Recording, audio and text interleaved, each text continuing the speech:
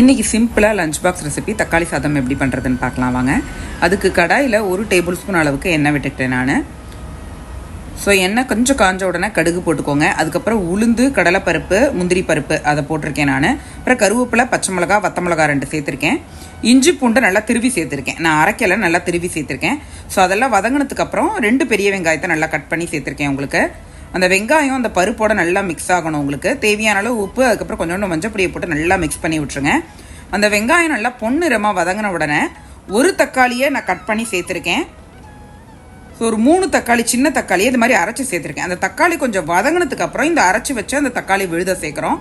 So இது மாதிரி நீங்கள் தக்காளி சாதம் பண்ணும்போது நல்லா ஜூஸியாக சூப்பராக வருங்க தக்காளி சாதம். ஸோ இதில் எண்ணெய் பத்தலை, அதனால திருப்பி 1 டேபிள் ஸ்பூன் அளவு விட்டுட்டு 2 டீஸ்பூன் அளவுக்கு சில்லி பவுடர், 1 டேபிள் ஸ்பூன் அளவுக்கு சாம்பார் பொடி சேர்க்குறேன். சாம்பார் பொடி ஆப்ஷனல் தான், நான் என்னோட டேஸ்ட்டுக்காக சேர்த்துருக்கேன். அதுக்கப்புறம் பொடியான இருக்கிற கொத்தமல்லி, கொஞ்சோண்டு கரம் மசாலா. கரம் மசாலா உங்களுக்கு வாசனை பிடிச்சதுன்னா கடைசியில் சேருங்க, அப்படி இல்லைன்னா அதை ஸ்கிப் பண்ணிக்கலாம் நீங்கள்.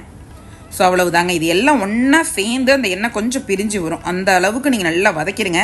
ஸோ வதக்கின உடனே இந்த தக்காளி கலவை ரெடி ஆகிடும். உங்களுக்கு நாள் வேணும்னா இதை ஃப்ரிட்ஜில் பண்ணி வச்சுட்டிங்கன்னா அடுத்த நாள் கடகடன் கலந்து நீங்கள் எடுத்துகிட்டு போயிடலாம் தக்காளி சாதம். ஸோ உதிராக வடித்த ஒரு பாஸ்மதி ரைஸில் இதை மிக்ஸ் பண்ணி எடுத்திங்கன்னா சூப்பரான ஒரு காரசாரமான ஒரு தக்காளி சாதம் ரெடிங்க. இதில் அந்த பருப்பெல்லாம் போட்டதுனால அந்த சாப்பிடும்போது வாயில் கிடைக்கும்போது ரொம்பவே நல்லாயிருக்கும். உங்களுக்கு இந்த தக்காளியை அரைச்சி நம்ம சேர்க்கும் போது பார்த்தீங்கன்னா அந்த தக்காளி சாதத்தோட ஹீரோவே தக்காளி தான். அதனால அந்த அரைச்சி சேர்க்கும் போது அந்த தக்காளியோட வாசனை நல்லா இறங்கி சூப்பராக அட்டகாசமாக இருக்குங்க. கண்டிப்பாக இதே மாதிரி ட்ரை பண்ணி பாருங்கள்.